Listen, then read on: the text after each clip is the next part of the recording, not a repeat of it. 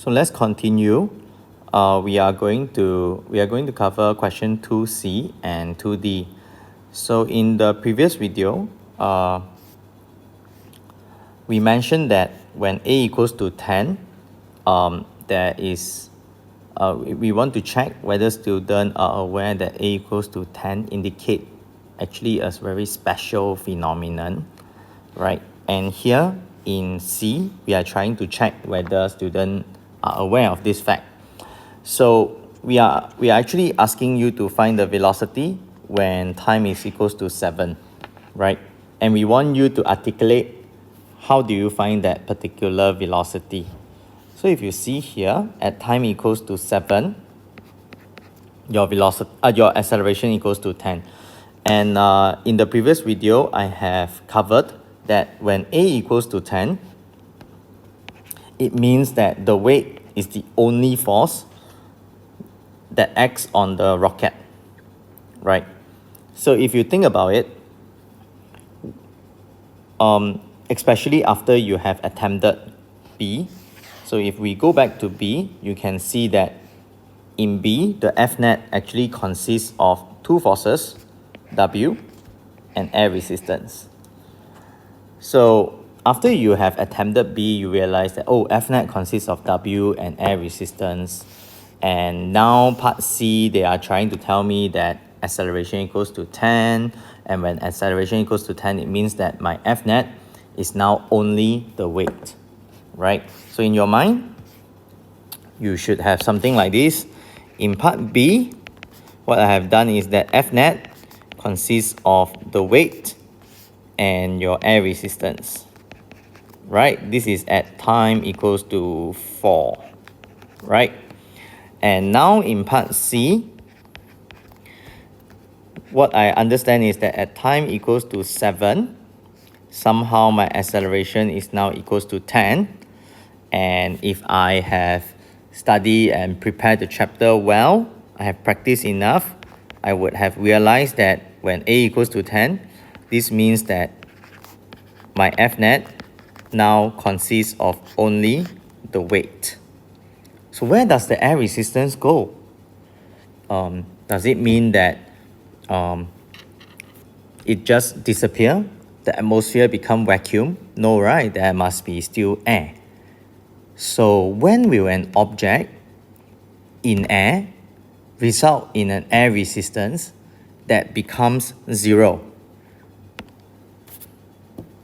Right? What I have known is that, oh, at time equals to 7, somehow your air resistance dropped to 0. What causes this? When will this happen? Well, what is air resistance? Air resistance is when you have an object moving through air. The air particle around it pushes the object back, right? Resisting its motion. So when will air resistance be 0? Only when your velocity is 0. Because if you are not moving, then you are not pushing against air, and so the air will not be pushing you back. So this is what we want to check, whether our students has this understanding in them. But we won't ask them directly. We create a scenario and see whether they can relate this scenario to what they have learned, right? You have learned in the chapter that how air resistance come about is when an object pushed through air. According to Newton's third law, the air will pushes the object back. This particular force, we normally call it air resistance. That's it, right? So once you have this idea in you, the next part in your answer in your mind would be, how do I articulate this thought so that I can fit the answer in 3 lines and I can get a score of 2, right? So if you look at this question, it consists of 2 parts only, right? Tell me the value of the velocity, explain how you get it. So to get the first mark, very easy, right? Velocity is 0. But normally I will write it at the bottom, right? Why? I think those in my class, you would know. If we write the final answer right at the top, if it was wrong, teacher is just going to put a big cross at the first line. They won't even bother to read what is below, and you may lose that, articulation mark. Yeah. So let's write our conclusion at the last line. So hence, I don't even know how am I going to explain, but I will just write down my conclusion at the back. It will also limit me so that I would confine my explanation in the 2 lines so that I don't waste time in my exam. Right. So hence v equals to 0. Now I need to write all this down. Right. So I started with noticing that at time equals to 7, acceleration is 10. And then after this realization, I managed to deduce that when A equals to 10, F net equals to W. And finally, when that happened, I concluded that this means that my air resistance must have been dropped to 0, and the only way it could happen is that V is 0. So I just follow this logic that appeared in my mind, step 1, step 2, and step 3, and I want to articulate it to my reader. So I will just say, well, at time equals to 7, A equals to 10 meter per second square. What does this mean? This means that my F net equals to the weight only. So I want to emphasize that I'm aware of this, so I use the weight only. This means, you notice that in exam, when I was a student, I write like that because my English not very wonderful. So I will just write this means, because that's what appeared in my mind, you see. This means air resistance has dropped to 0 Newton. Hence, V equals to 0. So you see, I confine my explanation within 2 lines. I didn't use a lot of fancy English word. It's just plain and simple, easy for the reader to mark as well. So that's how I go about doing it. Yeah. Okay, let's go to part D. But before I go to part D, right, let me check with you these 2 questions. And I want you to think, because we will discuss this in lesson. Yeah. 2 questions. Is there an upward force acting on the rocket during launch, or right after launch, or while the rocket is moving upward? And second question that I want you to think about is that when you are answering part D, why is it wrong to say that the acceleration will eventually reach 0? Because eventually the rocket will reach the ground, velocity is 0, and it stays stationary on the ground, so A is 0. Yeah, why can't this be an answer?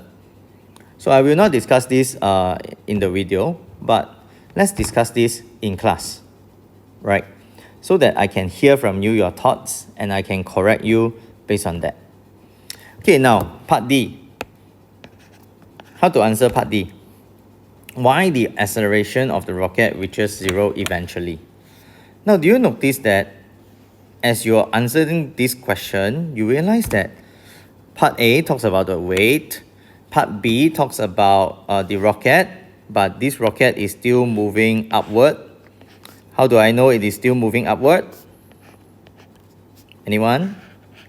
Well, I know that the rocket is moving upward because the air resistance in this case is down, right? And then in part C, it is checking my awareness of A equals to 10. Do you notice that this entire question so far has not really talked about when the rocket is falling down? And we know that in paper 2, I cannot create a context with too much information to distract you. So every word I use in the question must serve a function. So now what function does it serve when I purposely write this down, fall back down? Well, it serves 2 functions. Number 1, I want you to really think deeply whether the air resistance is going up or going down, acting upwards or acting downwards. Secondly, is because I want to serve this question. So when an object is going down, will acceleration eventually reaches 0? Yes, it will. Correct or not? That's called terminal velocity. And during terminal velocity, your acceleration will reach 0. Right? So I need to be very sharp and understand that, oh, okay, it served that purpose. So how do I articulate my thought? Well, it's the same thing, right? First of all, it only happens because the object is speeding up. The object only speeds up when it is falling down. So as the rocket falls, it speeds up, right, due to gravity, right? If I am afraid, I can even write down due to the weight. So as it speeds up, what happened then? Oh, hence your air resistance will increase. So what will happen? So I will say, since, and in physics we accept expressions, F net equals to W minus air resistance. F net will eventually be 0 Newton as the air resistance rises. Hence, by F net equals to MA, as my F net will eventually be 0 Newton, my A will eventually be 0 meter per second square. Notice that if I have not written this, this will fit into my third line. Yeah, so as you answer your exam question, don't over answer and waste time. Okay, we have checked how many answer line is needed to fit all the answers into the question. Well, in part D, I give you a full explanation of the thing. I show my reader that I'm aware that the rocket will eventually fall. I show to the reader that I know the relationship between speed and air resistance.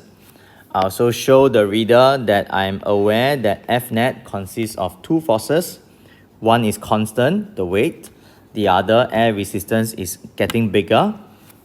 And I also show the reader that I am able to deduce that because of this relationship, my F net is going to become 0. And finally, I show the reader that I know about Newton's second law and that because F net will eventually be 0, my A will be 0 as well.